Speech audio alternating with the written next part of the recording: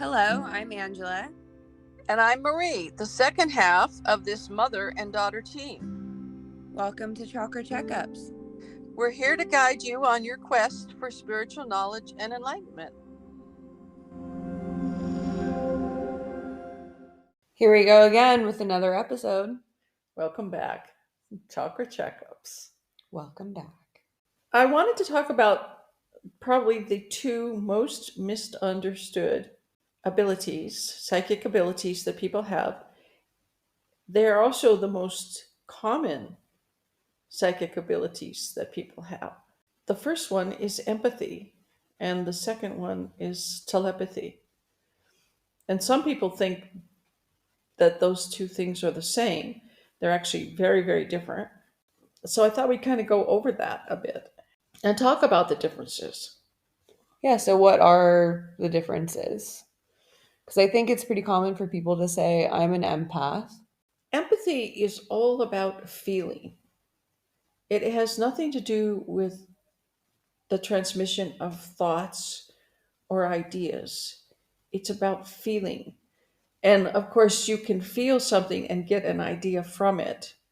But basically, empathy is an advanced sense of being able to feel things in this dimension and maybe more importantly, in other dimensions.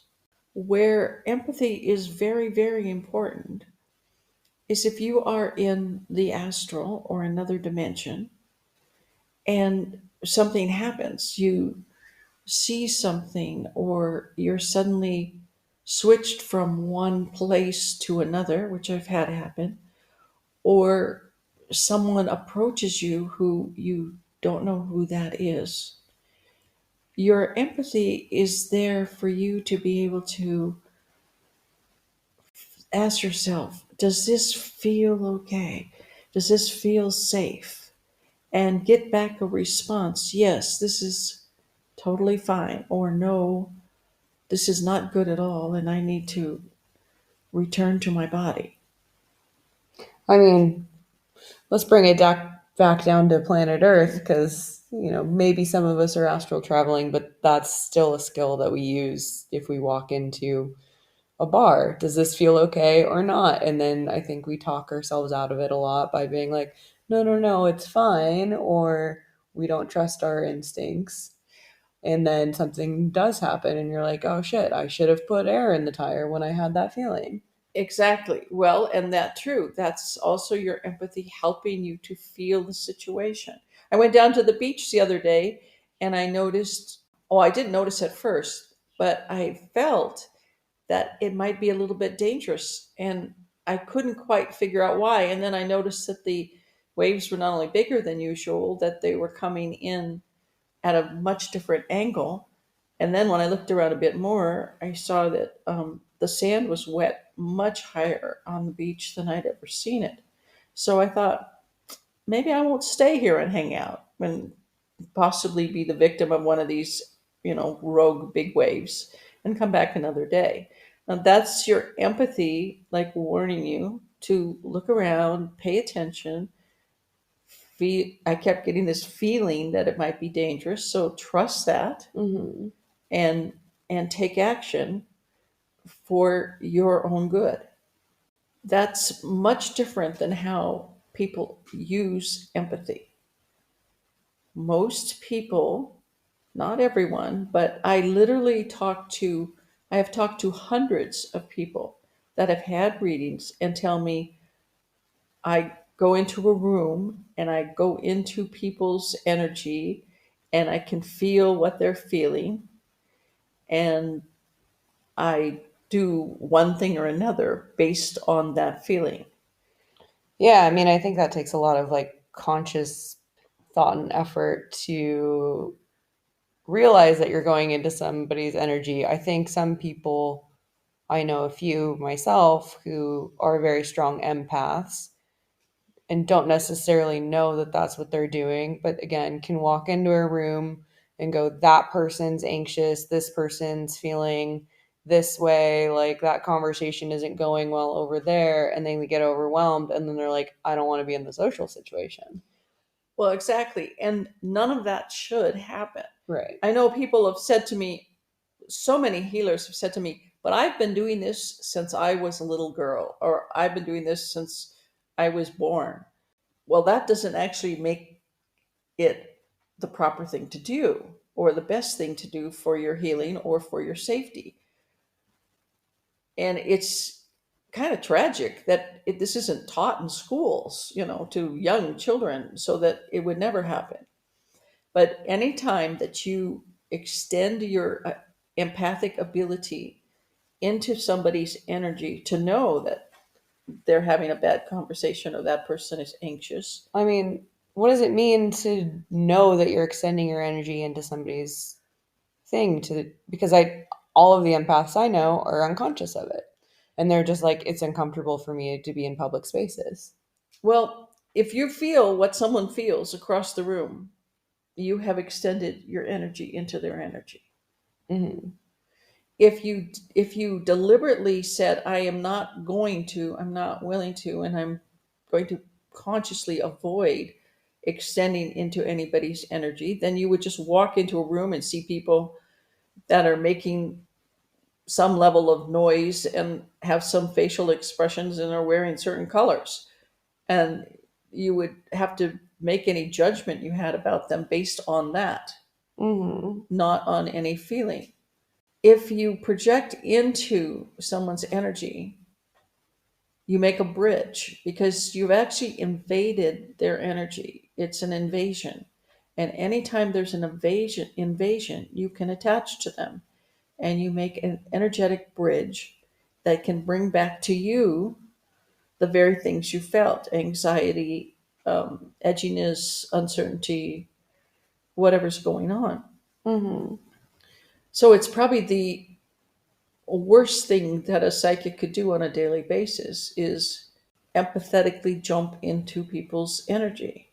And when I first started healing, I was the worst at it. I When I was 13, I started healing. I noticed that I could extend myself into someone's energy and feel all of their symptoms, and then I would literally bring the symptoms into my body and go, "Oh, wow, this is bad nausea. This is a really awful headache."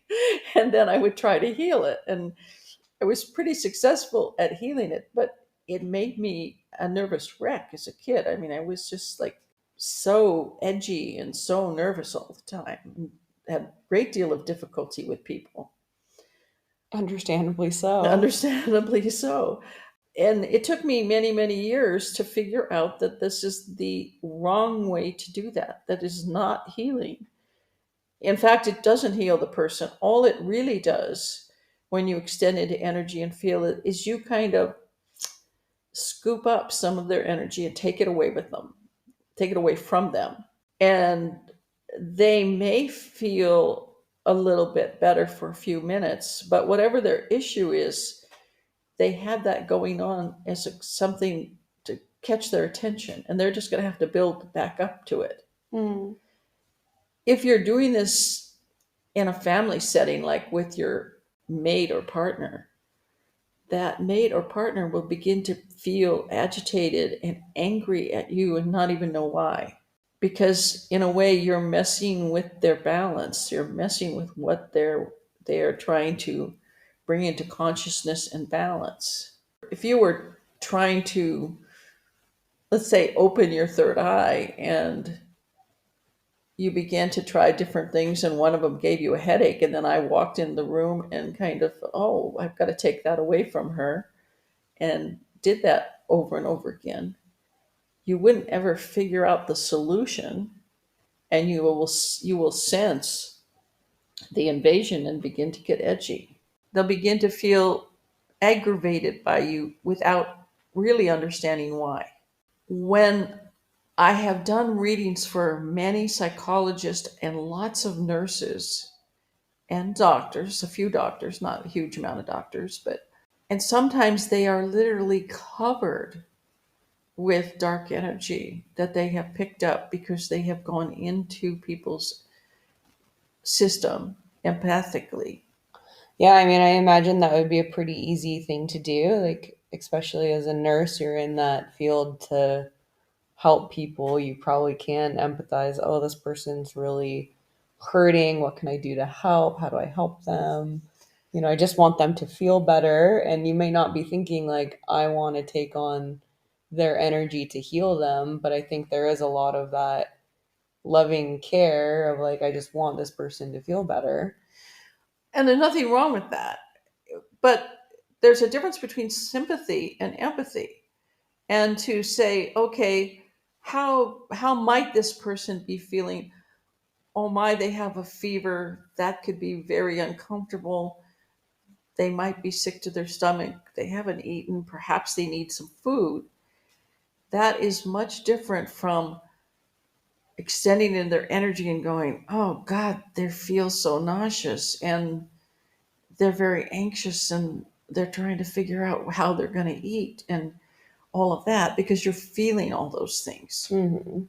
And when you bring all that into your body, even if you afterwards go, I want to send this to the light or I want to send this wherever, it doesn't really clean up. It partially cleans up and you're left with, You mean it cleans up only partially in your energy? yes, only partially in your energy will it clean up. Even if you consciously try to clean it up, it's difficult to completely remove something. And if you go to bed with all that going on, by morning it is yours. So by morning you wake up with a certain amount of these symptoms and it works in your body almost like a virus and just sort of weaves through your system. And now you're weaker, you have more pain, and you have less energy. And then sometimes people will do, okay, I've got to do an extreme cleanse and I'm going to meditate for 5 days and, and then they clear out, but then they go back and do more of the same again. Right, because I kind of feel like a lot of people are unconscious of what they're really doing. So how do we be more aware that that's happening, and then how do we prevent that? Well, one of the ways to be aware is think about, am I being empathetic or am I being sympathetic? Does that person across the room look sick? Hmm.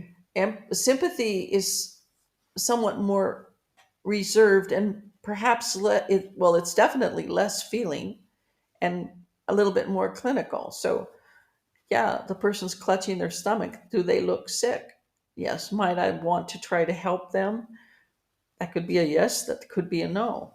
Empathy would be, I can feel how sick they are and I feel I have to help them or I'm going to try to help them, and you're pulling it in your body. So the choice is to be aware of those two options, especially when you're going into a public situation. I'm willing to be sympathetic. I'm not willing to be empathetic. Hmm. I'm not going to extend into anybody's energy. And if I feel that I am feeling that, I'm going to pull my energy back and think of detaching from that person completely. And then you go back to yourself and you say, I'm not willing to process the energy from that girl in a blue dress. Because a lot of times you won't even know who these people are in my body or in my chakra system. And then think of literally trying to blow it out and replace it with light. If you do it, the sooner you make the correction, the better the cleanup is. Hmm. The longer you wait, it becomes muddled. If you spend your entire day running around town and dealing with your family and empathetically extending into everybody's energy, by the end of the day, you don't know what's what. Yeah, I mean, I think that's pretty common. I think it is pretty common, but it's not necessary. It's not necessary. Hmm. Now, there could be an exception. If you came across an unconscious child laying on the side of the street, that could be a time to go, okay, I'm going to empathetically extend to see if I can sense what's really going on here so I know what I might do. Hmm. That would be probably the only kind of an exception that I would ever think would be when someone is in some sort of a critical situation and you're trying to assess this situation and you use knowingly your empathy In order to save someone's in life. order to save them or to make the right decision for whatever immediate action is necessary. But then you could say, oh, okay, oh my God, she's dehydrated. I need to give her water, or, Yeah. or I this would is, imagine that would actually come in real handy for, infants that can't speak yet. well, yes, and a mother being empathetic to their tiny child is probably appropriate. Yeah. I know. When they don't have the words to say, Mom, I am thirsty. You go through all these guessing games of, are you too tired? Are you hungry? Do you have a sore throat, or are you not feeling well, or this or that? I feel like it could be beneficial to be like, okay. I agree with you. I think that as a tiny little baby, it's really appropriate to extend. I remember with you, I said to your dad, Here we go. I said, she's sick. And he said, no, she's fine. I'm saying, no, I think she's really sick. I really do feel like she's sick. And he's like, no. And I picked you up and I was holding you and you projectile vomited all over me. And he goes, You didn't trust your instincts there. so yes, I guess you were a little bit sick. And there was the difference. He was not empathetic and he was just saying, no, she looks like every other child to me. And I was completely relying on my feeling and saying, no, she definitely feels sick.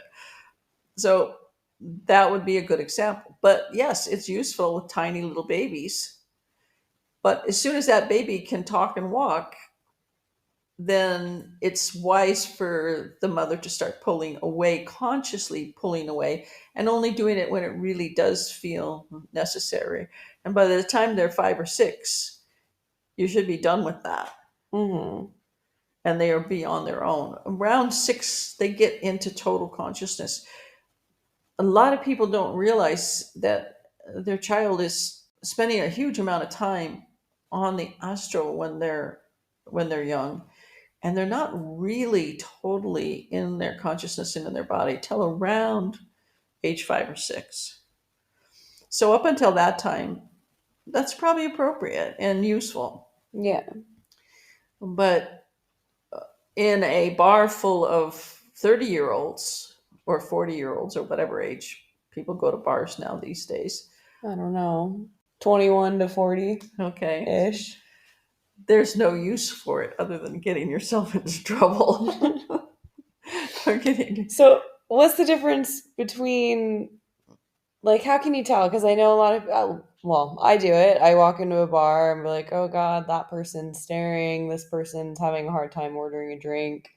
Or, like, how can you tell the difference between me being in all of their energy or picking up on it telepathically of, like, that person's thirsty over there? well, okay, if you're feeling it, you have to pull yourself back for a minute and say, am I feeling it or am I seeing it? It's very hard to see someone is thirsty for a drink. Yeah. So if you're thinking that person really wants a drink, they're very I thirsty. mean, everybody in a bar is thirsty in some way right now. Well, I don't know. I don't spend, it's a very small amount of my life, very tiny percentage that I've been in bars. I think I could count the bars I've been in on both hands in my entire life. So, Well, okay, a social gathering, a party, let's say. okay. People don't necessarily have a look that means thirsty. That's more of a feeling. So, if you start to be a little analytical and pay attention to what you're doing and how you're getting that information, then you begin to think, hmm, I'm not being sympathetic. I'm maybe not being telepathic, and so I must be being empathetic. Hmm. And that's not going to be good for me or for them. Is there an exercise before going into these social settings to not do that and get overwhelmed? Well, at the risk of being extremely repetitious, yes, you first of all you need to be in your body. Something I say almost to every person I talk to that's empathetic And they Hmm. say, oh, well, I don't really like being in my body. And I'm like, well, that's not going to help you a great deal. But if you pull your energy, if you breathe and you say, I'm willing to be in my body and I'm going to breathe and I want to be in my body till you literally feel tingling in your feet and you feel Hmm. shorter.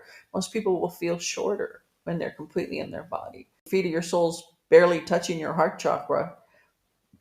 Your sense of what you're doing is not going to be spot on for sure. Hmm.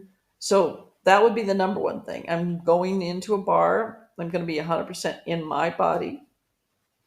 The other thing is you can ask your angels to put a boundary around me. So if anything extends into my energy, or if I begin to extend into someone else's energy with my empathy, I'll have a feeling about that and pull it back Okay. and be willing and wanting to pull it back. Again, hundreds of people I've talked to say, well, I don't really want to stop doing that. Yeah, what makes somebody more empathetic than others? Because I know other people that can go into the same situation and be completely unaware of anything. And they're not empathetic. They're not operating from that. Everybody has a certain amount of empathy. But I think that, and this isn't 100%.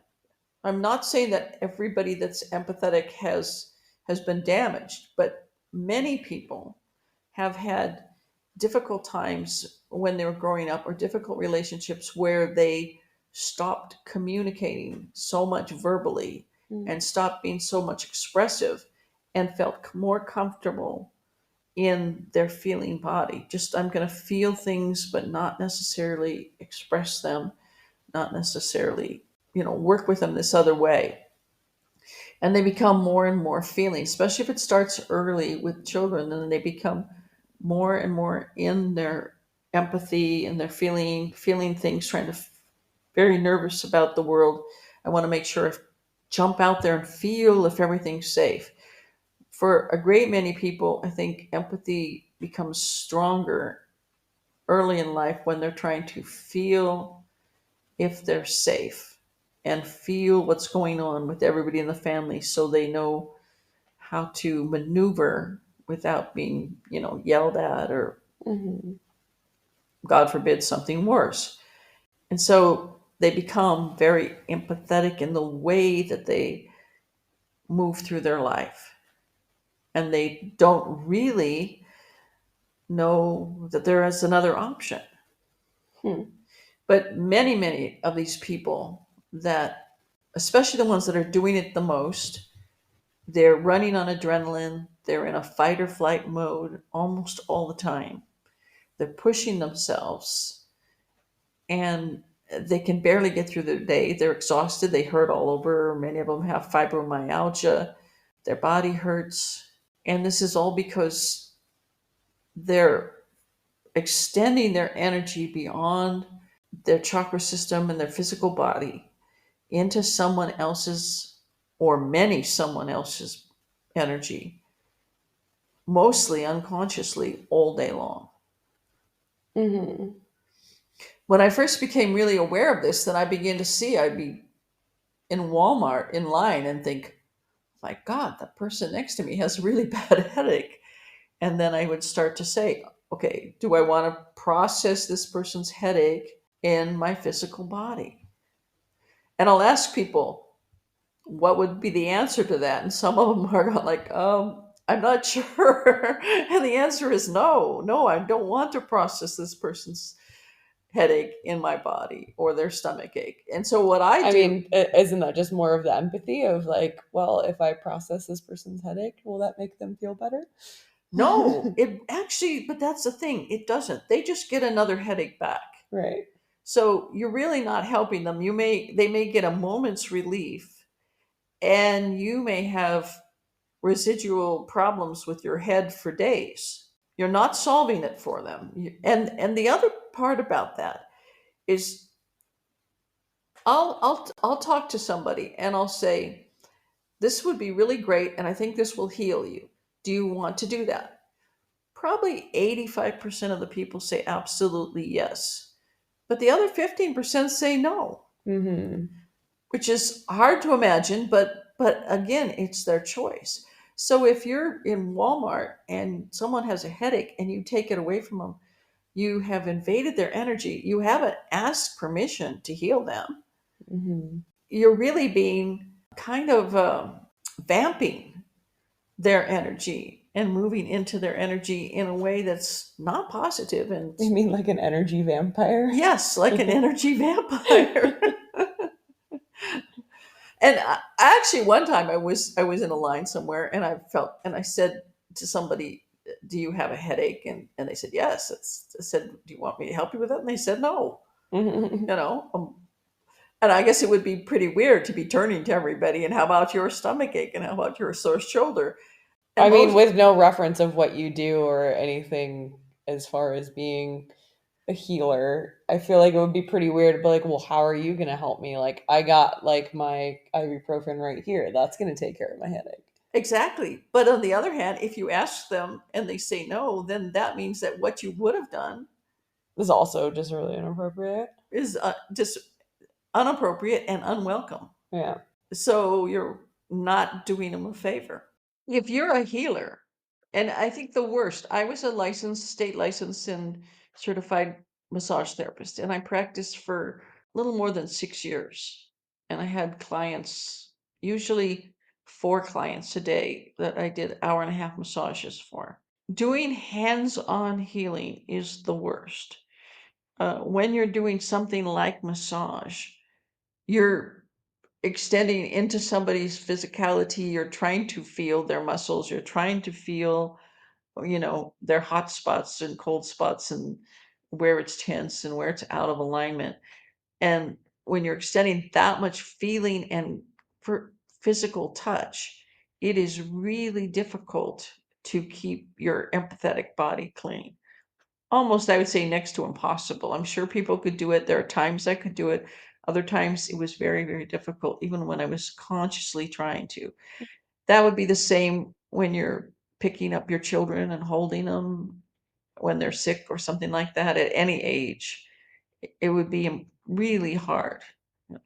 Also, it's really difficult when you're so at the end of the day, it's a good idea to ask your angels to pour light. I think of it like a waterfall of light down. You take some breaths and just think, I'm going to wash out from my head to my feet anything that I picked up that's not mine. And do that in 3 breaths, 3 times, and just think of it all just being cleaned out and going into the ground, not into the light, but into the ground. And you'll feel a difference. And what you're feeling, the difference is things that you had picked up empathetically that you probably had very little awareness of, Mm-hmm. but you're letting it go. And that will help you to have more energy when you wake up in the morning and you start your day again. So, what's the difference between, I guess, empathetically going around the room or picking up on thought forms? Because when I went on the Socorro Islands, it was one of the things you'd warned me about of you sometimes a seasickness thought form can go around the boat. If a bunch of people are feeling sick, you might not be feeling sick, but then you start feeling it because else is feeling it. Right. And that's okay. So now we're talking about telepathy.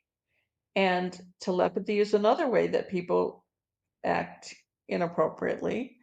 And it's probably even harder if you're very telepathic to get under control, because if we go back to the bar scene and you're trying to figure out who to date, and that person's definitely liking me and that person's not. I don't know, it can seem very useful to be able to pick up their thought forms. Hmm. When you talk about something going around the room, you're talking about a thought, and it could be a feeling, could be both, but going around. And if you consciously say, oh, okay, there's a headache, or that person is thinking about having a headache, it doesn't matter in a way if it's empathy or telepathy, you're still engaging with somebody else's energetic body in a way that's probably not useful. I mean, is that as negative on your own health when you're picking up telepathic thoughts?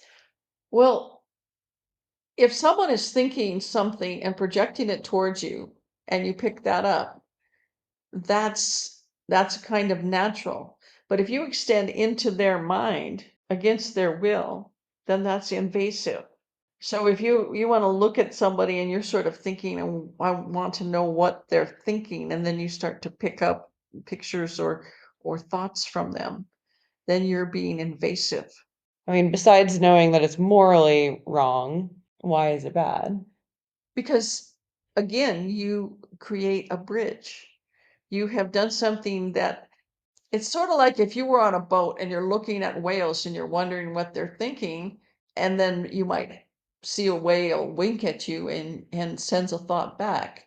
That's all really super cool. But I was gonna say, I'm like, I'll do that tomorrow. but what if you you harpoon the whale? Then that's not so cool. Sure. And when you project invasively into somebody's mind in a way, it's like an energy harpoon. Now you've created this dark. If you are a perfectly clean spiritual person, you probably wouldn't do it. But if you were completely clean, you could come away okay, although not ideal. But if you say, let's say you had some abuse issues or you had a broken heart from an old relationship or something like that going on, that and any of that darkness in you has resonance with this other person, they can just download all of their dark stuff onto you. And then you walk out of there feeling like someone slung tar at you. And in a way, they did, but you allowed it to happen. Now, that doesn't a healing for them either. However they got their darkness, they're gonna still keep regenerating till they heal that, and you have to heal yours. But that going back and forth and hooking up on those people that way is not useful.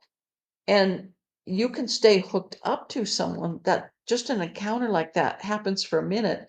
And I've had people that years later, I'll say, you've got this big connection to someone. And I said, I'll put some energy on it and just feel that energy for a minute and see whose face flashes in your mind.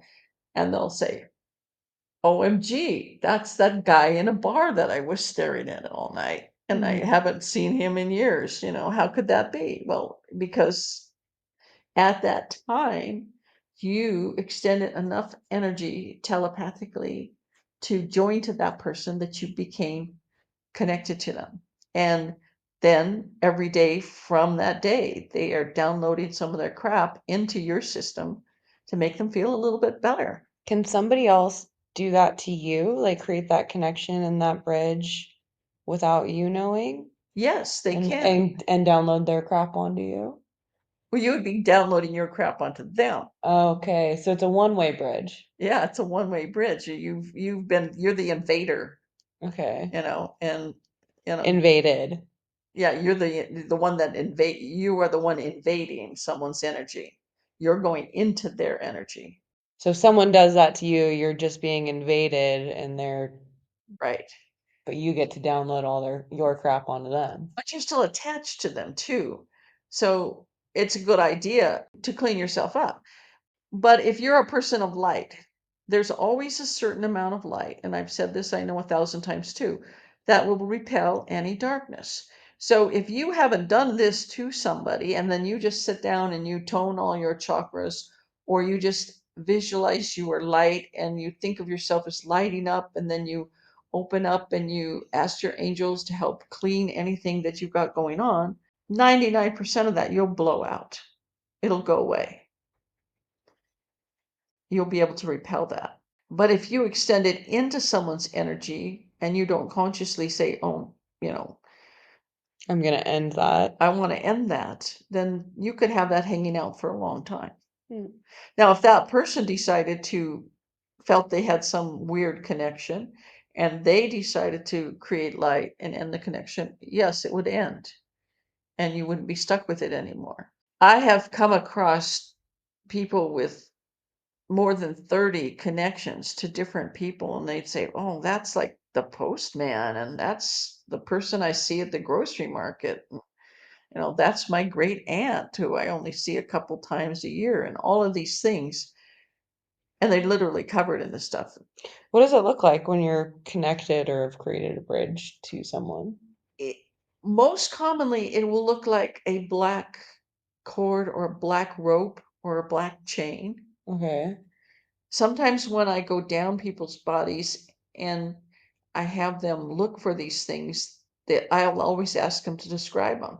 And this is what you do. You literally just sit down, think of being in light, take a few minutes and do a short meditation of just enlighten your whole body one chakra at a time, relax, be in your body, become centered. And then just start from the top of your head and start to say, okay, if I have any of unwanted connections or connections I made unintentionally to anybody in my head, how many would there be and who would they go to? And you start with how many? Does it feel like I have any? Yeah, it feels like I have 3. Okay, so let's start with one, that first one. I'm going to focus on the idea of it. Who does it seem like it goes to? Oh, it seems it goes to my mom. So then you just try to picture in your mind and just trust whatever you get. It doesn't matter, but it can look like anything. Okay, it looks like braided hair. Okay, so it could look like anything. It could look like a tube of light. Some people have said a tube of light that's smoky or something like that. Mm-hmm. So then you just think, okay, I now consciously want to remove it from that person without hurting them in any way. And I'm going to remove it from me so every bit of it is not attached to me. And I'm going to pile it up uh, in your mind. And then in your mind, ask yourself, how would I disintegrate this? Do I want it struck by lightning, throw it in a volcano, burn it up, whatever comes again, what you feel good about. This is something that Phyllis Crystal taught me years and years ago. And it's been really very effective with people that um, I've worked with. I had someone recently who had been actually had been raped, but they had never thought of going in and taking these connections off from the attackers, and had these very strong connections from several places on their body to the attackers. So we went one by one and removed all those connections. And the result was the person was like, wow, I feel physically very different Mm-hmm. than I did before we started this. What would that feel like physically having those connections? Well, imagine if you were in a spider web. I mean, if you had a Hard to move. hard to move, hard to want to get out of bed, hard to function, you feel tired, you feel like you're being pulled in many directions. Okay. You feel like you don't have, I mean, most people just call that depression. well, I mean, maybe depression is brought on from too much of that. Yeah. I mean, if you have one to your brother and he's in New York, and one to your aunt and she's in Chicago, and 3 to family members who moved, you kind of are like in a spider web. Yeah. You're being pulled in all these directions. So you get all this off of you, and you're going to feel like, wow, all of a sudden my energy came up. The outlook looks better. I feel better. It's definitely worth getting those connections off, but it's better not to form them. Mm-hmm. I mentioned before I had that nurse, this one nurse, and it was odd because it literally, there was like a magic line that went straight down the center of her body, and everything on one side of her body was completely clear. And the other side of her body was so covered in entities and dark energies and connections that I couldn't see her body or her energy body. It was completely covered. So how did that end up being a perfect 50-50? On my I don't feminine, have I'm divine light, and well, that may be something like she believed, it was her male side that was clear, so maybe she felt that, you know, she had no masculine side, but her divine nursing mother was available to all or something like that. Who knows? I mean, okay. I'm just hypothesizing, but I literally took a candle and started pulling stuff off of her and throwing it into flame. And we did that for 40 minutes. And she'd say, "Oh, that was the guy that died in room 18. That was that woman with the white hair that had broken her leg." Yeah. I mean, it was interesting that she was that kind, but it was terrible that it was making her so sick. And she was miserable. She was physically miserable. And after we're done, she said, "Wow, I am definitely going to change the way I do things because I feel so much better than I have in years."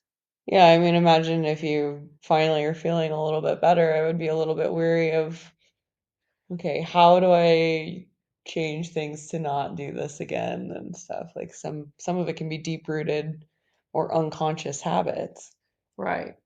And oftentimes that doing that will trash your thyroid, and I'm guilty of that. I had done it enough, but by the time I was 50, is 20 years ago, I had a benign tumor in my thyroid. It was so swollen up that I was coughing blood, and they had to take out half my thyroid. And that's very, very typical of very empathetic people having thyroid problems. But I believe that if I had stopped that 20 years earlier than that, I wouldn't have had the thyroid problem. So that could be one sign if people saying, "Oh, now your thyroid looks like it's always running low or slow." You might say, "Well, maybe I need to take a hard look and see how telepathic and how empathetic I am." Now, your telepathy can be appropriate. I mean, you can decide with your family members, we're going to learn how to be appropriately telepathic with each other.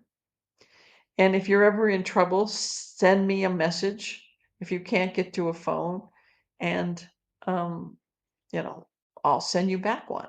There was a time in my teens where I was very telepathic with my mother, and I would go hiking and I tell her, "I will send you a telepathic message when I get to the end of the hike." Hmm. And she would, one time she wasn't there, and then I go like, "Where are you?" And she's like, "Oh, I'm still at the market. I meant to get there sooner. I'll be there soon." Hmm. But it worked. We were able to do that. We were able to send messages back and forth to each other so that I could How nice pre-cell phone.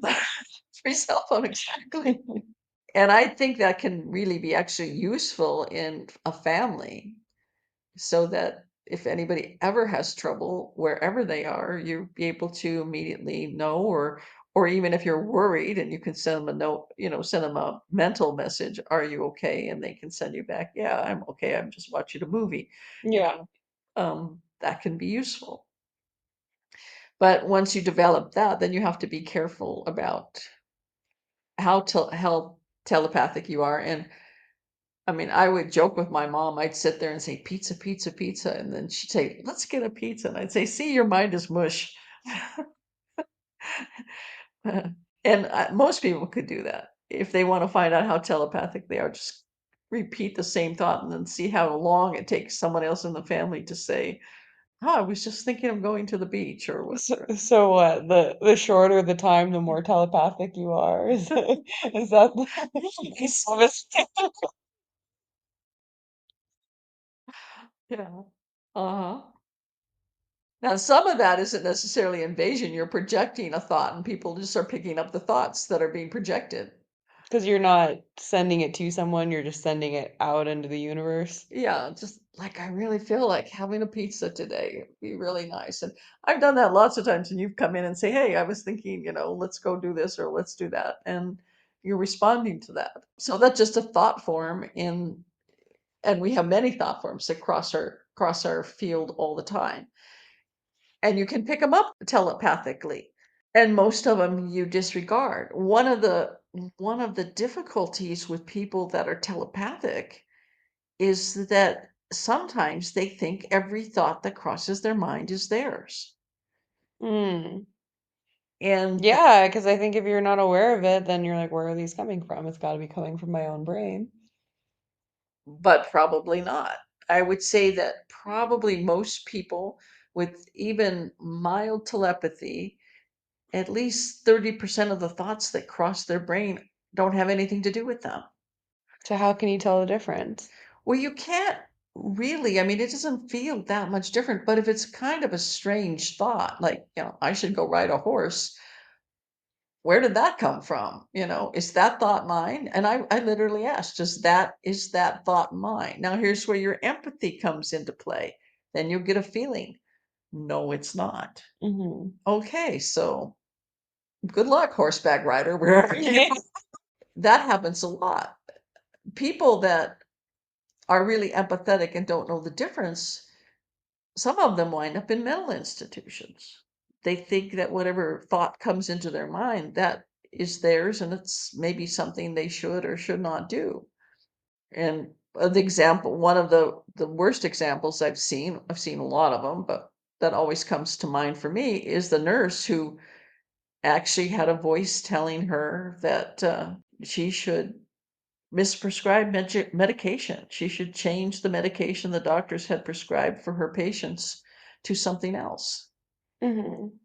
And over time, she just assumed that this thought she kept having was the Virgin Mary.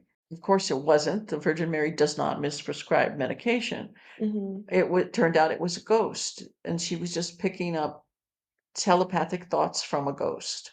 And we put a stop to that. I mean, in a city, that could be quite a lot of A people. lot of people, and I think that's why a lot of people in the city have anxiety or depression or upset, and they're struggling with because they are picking up Yeah. all this. It's like bombarded with all these thoughts. That's why a lot of psychic people like to be out in the country. Just me and my giant solo thought bubble. Right, or I'm in my cave in the Himalayas or whatever. Yeah, because no place else feels that good because it's just too much input. You can buffer that down by asking your angels, okay, I want to put a line around myself and keep out thought forms that are not mine. Or if a thought form crosses into my field, I want to be aware that it is not mine. Because then you can consciously be like, I want to send this thought back to that person. You have to send it back, just, there's just a traveling thought form. You just recognize that it's not yours and you just keep it away from you, or not accept that, or don't believe that that has any relevance on anything you're doing during the day. Oh, I have come across some people that were completely scattered. They thought they're completely in the wind of God's will, and they were just, I should go to New York. I got to take a bus today. I must eat more mangoes. They're just picking up so much random telepathic thoughts and just thinking that whatever crosses into their mind is What they should do. what God wanted them to do, or something of that nature. And they seem completely crazy, and scattered. And it was hard for me. I've had a few that it was hard to me actually to have a conversation with them because I couldn't even get a sentence out of them that made any sense. They're being pulled backwards and forwards because they just had this strong belief that all of those thoughts were divine messages. Hmm. So you want to avoid that. And just, again, it's simple for me. Is that thought mine? Probably not. Or even if it is mine, do I want to incorporate that? Probably not. So, So just by recognizing that it's not yours and not wanting to incorporate it, does that keep it out of your yes, system and keep you healthier by not processing that? yes, it does. Because you actually have, it's like a divine law. You have authority and control over what comes into your system. But when you don't vote, or you vote unconsciously, then you can get really mucked up. But if you start to say, no, I don't want foreign thoughts to come into my system, I'm not willing to incorporate any foreign thought forms into my system. I'm not willing to be connected to someone or have someone connect to me. Then you're building like the wall of China around you, this giant barrier that's not, could be crossed, but not easily. And you're much more protected and you're going to have tons more energy and a lot less illness. A lot of this sounds like, wow, I've got to be an enlightened person and I have to be so aware. And the truth of it is, that's partly so. Is enough awareness to Conscious effort and awareness, which means you would be enlightened or more so. And it's also a matter of choosing. It's like, okay, if I know it's not proper or healthy or maybe morally right to project into someone's energy, am I still going to do it anyway or not? I mean, I have had some people say, well, I've always done it. That works for me, and I'm going to continue doing that. And I've heard you say that same person has thyroid problems, pain in XYZ parts of their body, and is generally unhealthy. They're usually very unhealthy. They're miserable. And they'll say, I hurt everywhere. Yeah. And over time, that will start to darken areas in your own chakra system. And then you'll get a reading from me, and I'll be saying, well, you've got black in your solar plexus, black in your throat, because they picked up so much stuff that it's sucking the energy out of the chakras. And when it gets to a certain point, it turns black. Mhm. It doesn't make them bad people, but they definitely have bad habits. And these bad habits aren't helping them. Well, here's to more consciousness for better habits. Right. That feels like a good idea. I'm unwilling to be connected to my mother. Good idea. I heartily recommend that. You definitely don't want to feel this 70-year-old body in your little body. There's no point in that. No benefit in it. So, yes. Yes, I hope everybody decides, hey, I'm going to be more appropriate and I'm going to do what's best for me and I'm going to feel better. And that will make you a better healer. That will make you a better massage therapist. That'll make you a better therapist, whatever you're doing out there with other people. It'll even make you, if you're a baker or a cook or something, it's going to make you better. It's going to improve what you're doing. All right. Well, if anybody else has additional questions after listening to this episode, call in and send us a voice message. There is a link at the bottom of this podcast description. Don't hesitate to sign up for guided meditations on our subscription, $2.99 a month. A great deal. And It's like a great deal. feels like a great deal. And yeah, we'd love to hear from you guys. So keep listening, keep sharing, and we'll have another episode for you next.